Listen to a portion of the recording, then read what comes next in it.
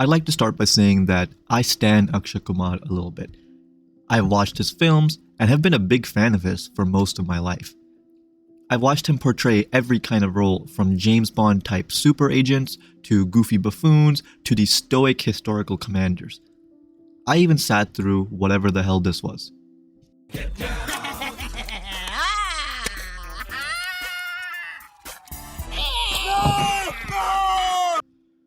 The one thing that has stayed constant for me over the years has honestly been my enjoyment of films starring Akshay Kumar. Because whether that movie is phenomenal, average, or bottom of the barrel trash, I always come away entertained at the very least. However, something feels off now when I try to sit down and watch a modern Akshay Kumar movie. I don't find myself gripped by any of the action sequences or laughing along to any of the jokes on screen. And I thought at first it may be because life has made me into a miserable and cynical adult with a case of crippling depression. But then I thought about it more and realized that because I'm a true zoomer, the problem could not possibly be me. So I looked to the internet for validation. And it turns out that recent Akshay Kumar releases haven't exactly been blowout successes. Now, it can be argued that critic and audience reviews are obviously biased and they're not the best representation of a film's success.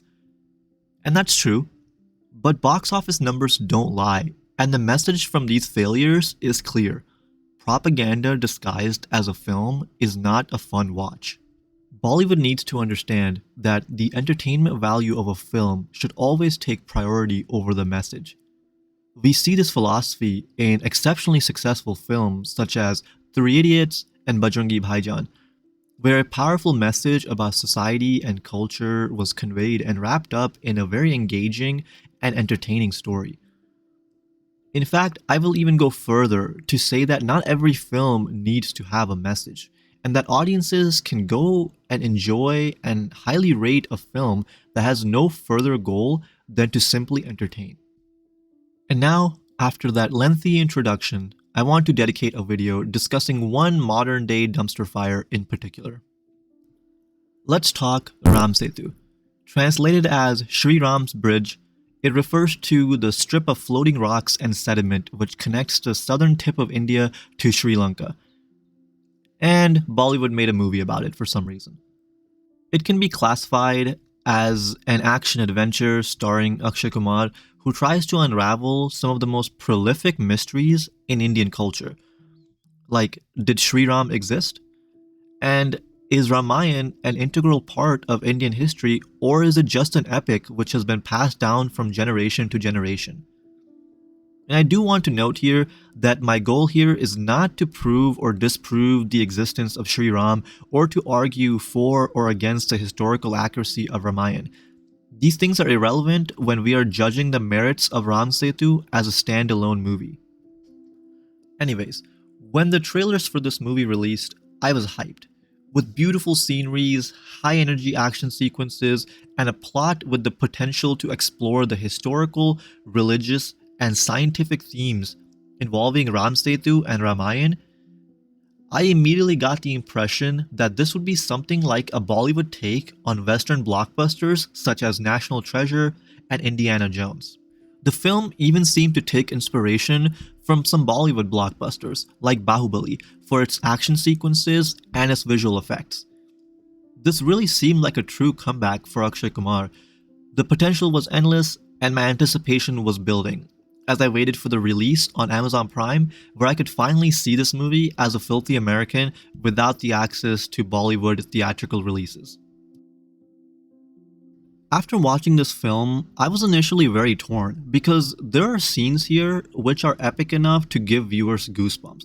There are plot threads which feel like they're going to result in some interesting discoveries or revelations.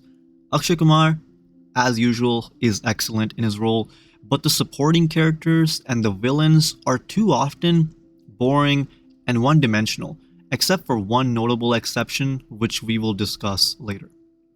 Sadly, between the lacking visual effects, contrived storyline, and plot armor thicker than Kumbhkaran, this movie has managed to squander the immense potential that comes with a modern analysis of a piece of literature as epic as Ramayana.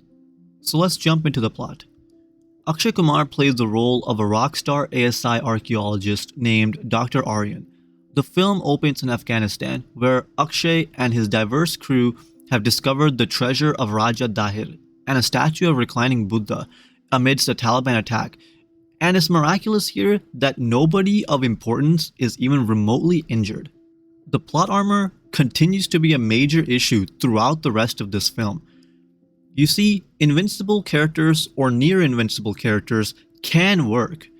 When I watch films like Dabangg, Suryavanshi, Ek Tha Tiger, Singham, etc., I know the main guy will fight and take down hundreds of bad guys without breaking a sweat. And I appreciate that because the character has been established to be a badass, and I know that I can turn my brain off and watch guys be thrown around the screen for 2.5 hours. This does not work in Ram Setu because Dr. Aryan has not been established in a way that makes it reasonable for him to be able to evade bullets, engage in fistfights against trained soldiers, and survive multiple chases and shootouts. I'm never really concerned about the well-being of the character, and my brain just disconnects from what's happening on screen. Aside from this criticism, the first act of the film is actually pretty solid. We then jump to a press conference where it is established that Dr. Aryan is an atheist. He believes in science and disbelieves anything that science and history cannot prove. Remember this for later because it will be important. Back in India, we meet Dr. Aryan's wife, Dr. Gayatri, who is a devout Hindu and is so ideologically different from him that it makes me wonder how their relationship ever happened. At this point in the story, we are also introduced to Indrakant, the owner of a large shipping company, who, for the purposes of this review, we can best describe him as a generic rich evil businessman, and we will just refer to him as Rich Baddie. Rich Baddie has been lobbying the Indian government to cut a channel through Ram Setu in order to cut down on shipping times and costs. Seemingly, the government is completely fine with stomping on hundreds of millions of people's religious beliefs, and they are ready to go ahead with this project. Naturally, there are mass riots from the public, and a lawsuit is submitted to oppose the destruction of Ram Setu. The government then decides to bring in Dr. Aryan to write a public report stating that Ram Setu is not a man-made structure. He even adds in this report that Ramayana is just a piece of literature and it is not a part of Indian history. His wife confronts him and she counsels him against submitting a report which could anger millions of devotees of Sri Ram. She rightfully points out that his job as an archaeologist is to discover historical remnants, not to question people's historical and cultural beliefs. Dr. Aryan ignores this and submits the report anyways. The Supreme Court then hears arguments for and against the destruction of Ram Setu and concludes that solid scientific evidence needs to be submitted to prove that Ram Setu is not man-made. At the same time, there is mass public unrest about this court case as millions take to the streets demanding the government to acknowledge Sri Ram and Ram Setu as an integral part of Indian history which cannot be destroyed. Due to this backlash, Rich Baddie and the government team up and send Dr. Aryan to Ram Setu, where he will conduct a scientific expedition in order to uncover the truth once and for all. By this point in the story, things still make sense. Characters behave consistently with their personalities, and it is interesting to see the contrast between Dr. Aryan and his wife's beliefs. And I'm personally still very excited to see the scientific viewpoint on the history of Sri Ram. We are now at the second act of this film, and this is where the plot and characters really start to fall apart. Dr. Aryan arrives in Rameshwaram, where he boards a helicopter to a naval research lab. The helicopter ride is definitely one of the highlights of this film. The audience gets an aerial view of the beautiful Ram Setu, and for people like me who have not personally visited the location, it is a visual treat.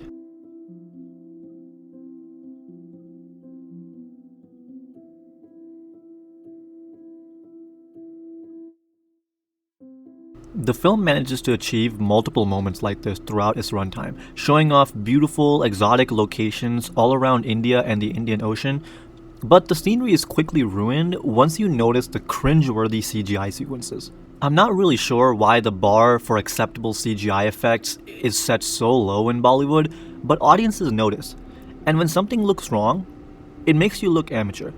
And frankly, these kinds of sequences, such as the helicopter ride, do not need to be made with CGI. We are living in an era where Tom Cruise is filming scenes inside of fighter jets, but this film has not, for some reason, yet figured out how to film inside and around helicopters. The problem with visual effects are everywhere in this film, and I will be pointing them out as we go. Dr. Aryan arrives at the Naval Research Lab, which honestly looks like something from a sci-fi movie. The set for this lab was definitely designed by somebody who has never been inside of a real scientific lab before. Here, we are introduced to the supporting characters of this film. The project manager, who has no other purpose in this film other than to be a henchman for the rich baddie, so from here on out, we will just refer to him as henchman. We also get to meet a team of scientists, all of which become completely irrelevant within the next 10 minutes, except for Dr. Sandra, played by Jacqueline Fernandez, and Dr. Gabriel, who is played by Jennifer Picanto, who serve purely as exotic eye candy for the thirsty Indian men. After introductions, the first underwater dive takes place, where we again get to see some beautiful shots of undersea biology, terrain, and most importantly, we get to see Ram Setu from below. This scene honestly gave me goosebumps, as the beautiful visuals combined with ominous music makes for a truly epic experience. Well, at least it gave me goosebumps for about 4 seconds before the scene was ruined by this budget Power Ranger suit that Akshay Kumar is piloting. To the credit of the director though, the original goal was to have Akshay Kumar piloting an actual exosuit underwater, but this idea was scrapped due to issues filming within the exosuit. That's understandable, but again, I bring up the fact that we are in an era where films are being shot within fighter jets, so an exosuit underwater should not be out of the question. Or can we at least get some props that don't look like they are made of paper mache? Anyways, we return to the lab where samples collected from Ram Setu during the dive are analyzed. It turns out that carbon dating confirms that the structure of Ram Setu predates Sri Ram. Rich Baddie is thrilled by this and wants to present this idea as proof to the Supreme Court, but Dr. Aryan wants to find more conclusive proof. So Dr. Aryan once again enters his power suit, and another dive commences. This time, the goal is to obtain one of the floating rocks which makes up the top of Ram Setu. And at this point, we get to see this absolute CGI train wreck of a scene.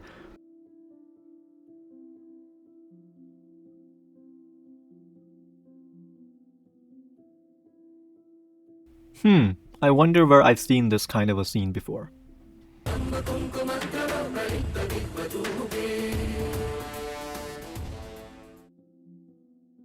The rock obtained by Dr. Aryan is analyzed by some extremely suspicious scientific techniques.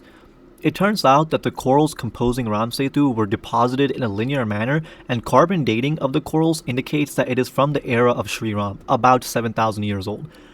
Now, I have a lot of problems with this whole scene. Fictional observations are being presented as scientific evidence. At this point, the film really starts to take sides on the main debate. Is Ram Setu man-made? And the film seems to be thoroughly on the side of Ram Setu being man-made, which is a completely fine belief, and it is personally my belief. But the problem is that fiction is being passed off as reality and science. The film does not need to take sides on this debate, and it should have left the question open-ended. Unfortunately, from here on out, it's one contrived finding after another being passed off as scientific and historical evidence in favor of Sri Ram. Dr. Aryan also does a complete 180 on his beliefs. Within the span of 5 minutes, he is no longer an atheist. He is a firm believer in Sri Ram, and he presents his findings to Rich Baddie. Naturally, Rich Baddie is against this development, and he decides to have Dr. Aryan and his crew murdered in the next expedition. We are then treated to yet another comical display of Bollywood special effects. The next expedition takes place inside of a submarine because, for some reason, Dr. Sandra and Dr. Gabriel need to accompany Dr. Aryan this time, as he performs the exact same tasks he has performed the last 2 times perfectly fine by himself. But okay, I'm going to put on my safety goggles from here on out, and maybe this film's plot developments will hurt my brain less. It turns out that the expedition was just a setup, because the submarine starts to fail underwater, and also there's a massive storm on the way. After just a top-tier display of acting prowess from Dr. Sandra and Dr. Gabriel, Dr. Aryan manages to get the submarine to a surface where they are stranded, but at least they have shelter from the storm. Oh wait, never mind, they immediately decide to leave the submarine's protected cabin, and surprise surprise, they are immediately thrown into the ocean by a rogue wave.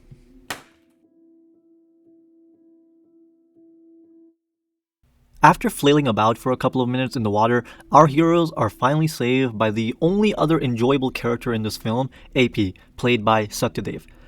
Because for some reason, AP is enjoying a nice, relaxing boat ride in the middle of the sea during a storm. Dr. Aryan and his crew arrive in Sri Lanka, where they discuss their situation with AP, who agrees to help them prove the existence of Sri Ram by proving the existence of Ravan and his golden Lanka. This was initially a very interesting plot development because I thought that we would finally get to see a less explored side of Ravan's side. There was a lot of potential here for a gripping adventure sequence to finish off the film. However, as usual, I was left disappointed. The third act of this film begins as AP helps our heroes again escape from Henchman and his crew, who are now hunting them down for, get this, stealing the rock that Dr. Aryan Bahubali'd onto the ship. It's not like there are any other rocks absolutely identical to this on Ram Setu or anything. Thank God I have my goggles on, because remember, safety first when dealing with toxic waste like this film's plot. The chase then proceeds through some forest where Henchman and his crew miss absolutely every shot until a helicopter rescues our heroes and AP. Oh, and Dr. Gabriel gets shot out of the helicopter because emotional impact. Very tragic.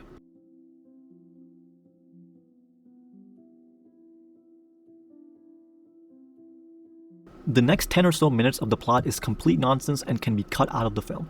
Afterwards, AP and our heroes, -1, travel to meet some librarian who happens to have some magical MacGuffin manuscript which apparently provides irrefutable evidence for the existence of Ravan's golden Lanka.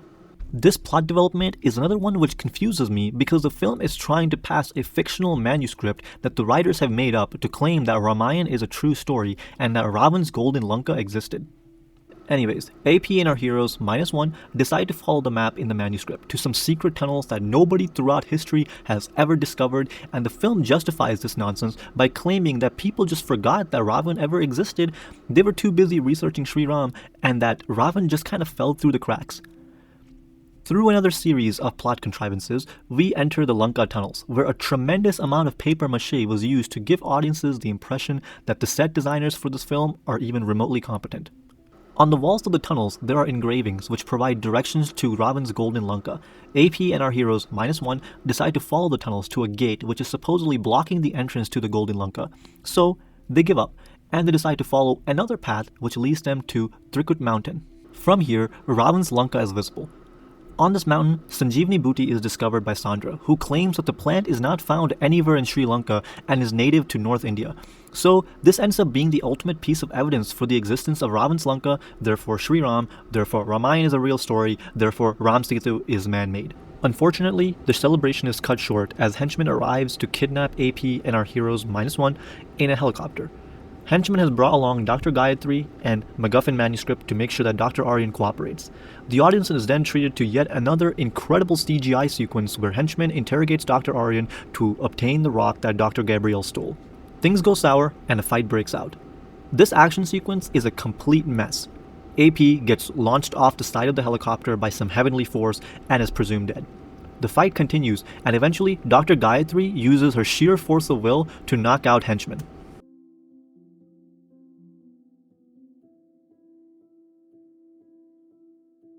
We also see Dr. Sandra interacting, I guess you can say, with the helicopter and the pilot.